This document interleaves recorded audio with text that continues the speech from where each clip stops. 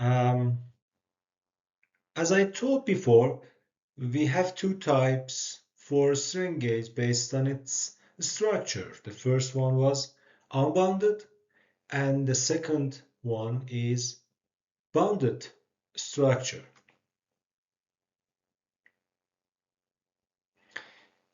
Bounded strain gauge consisting of a metallic wire, etched foil, vacuum deposited film, or semiconductor bar is cemented to the strained surface. As you can see, we have a backing in these types and three types of using wires or foil or helical wire attached, bounded on that surface. The first one using the only gauge wire here.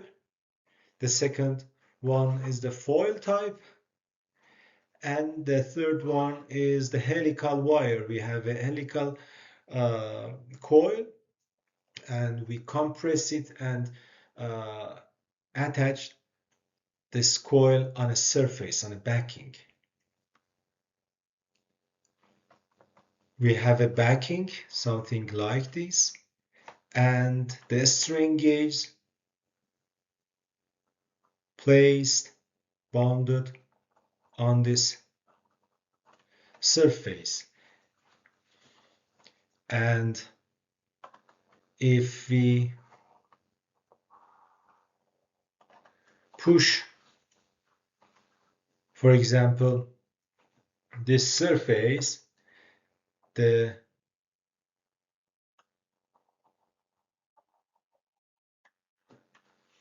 wire or foil or helical wire will be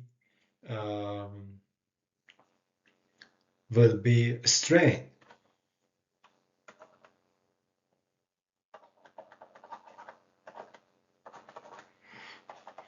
As you can see. And based on the long direction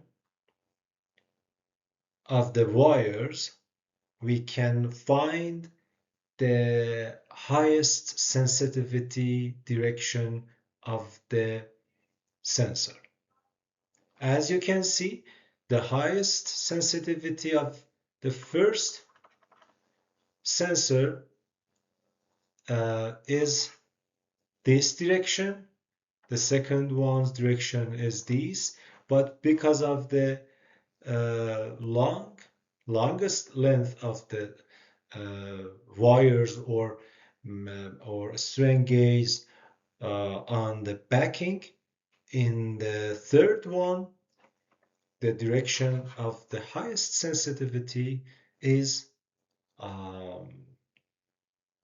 horizontal.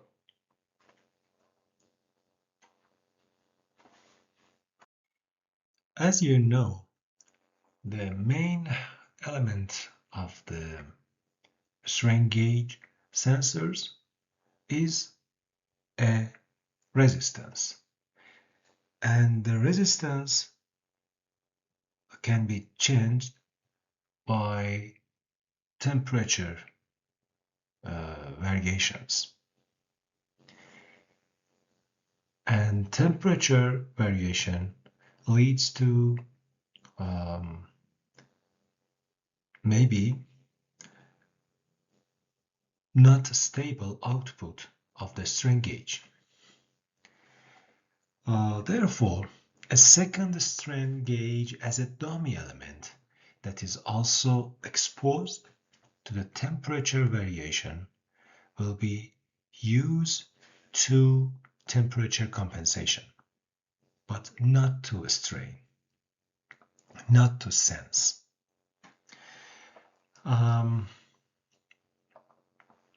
Another type of the strain gauge is some elastic resistance strain gauge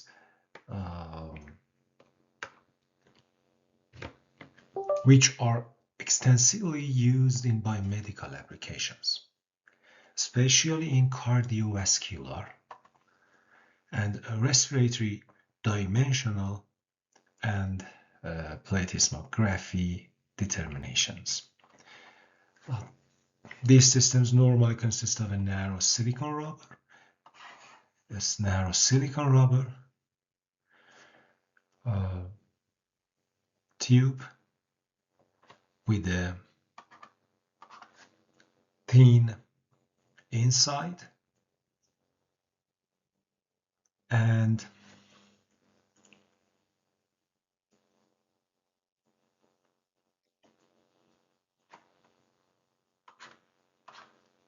as you can see, 0.5 millimeter inside diameter and 2 millimeter outside diameter. And the size of this sensor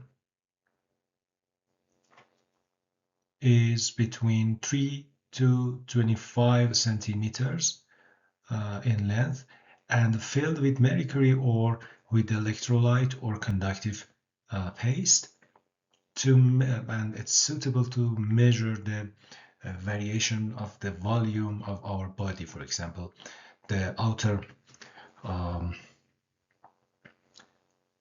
of the chest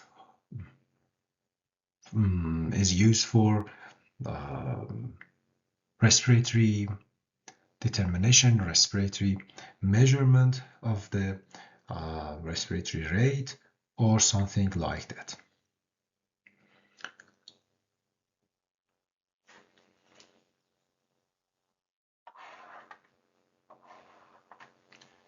Inside this tube, we used 2 electrodes, 2 sealed ends, and inside of it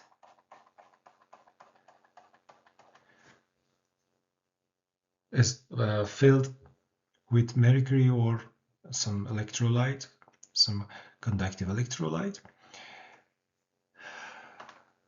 And obviously, if we strain this tube,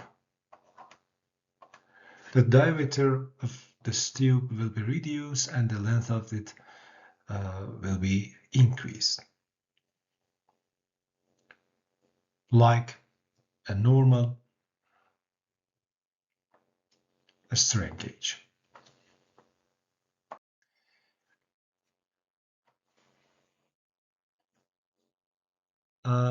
In this slide, as you can see, we present an integrated pressure sensor with 8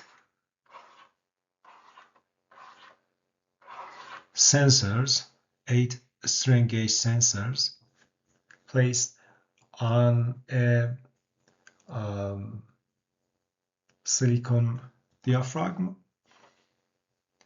2 clamps on 2 ends, and as you can see, these strain gauges will act similar but in various directions. Let me plot some simulated figure.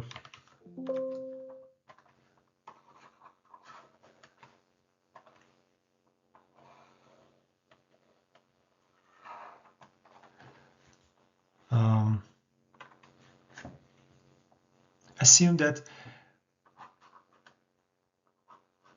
we are looking to this diaphragm from the cross-section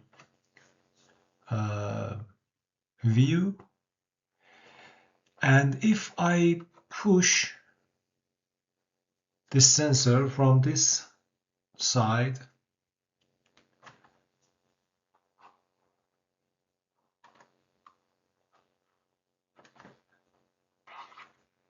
for example T1, T2 and S2, Because I push the diaphragm from the center and we have two clamp from two ends of this diaphragm, T1 will be strain and also T2. The length of T1 and T2 will be increased, and therefore the resistance of T1 and T2 will be increased too. But S2 will be compressed from two sides. Therefore, the length of S2 will be reduced, and therefore the resistance of S2 will be increased. This is a simple way to increase the sensitivity. As we discussed before, if we use these sensors, these multiple sensors in a bridge like this, we can increase the sensitivity. Also, we can increase the sensitivity in voltage magnitude, and also we can increase the sensitivity in the location. We have a precise sensor to detect the pressure in every region of this diaphragm. If we use only one sensor, the sensitivity of detection is limited to the region of the sensor. But using multiple and integrated pressure sensor leads to a high sensitive sensor, also in value of in amplitude of the voltage, and also in the region of detection.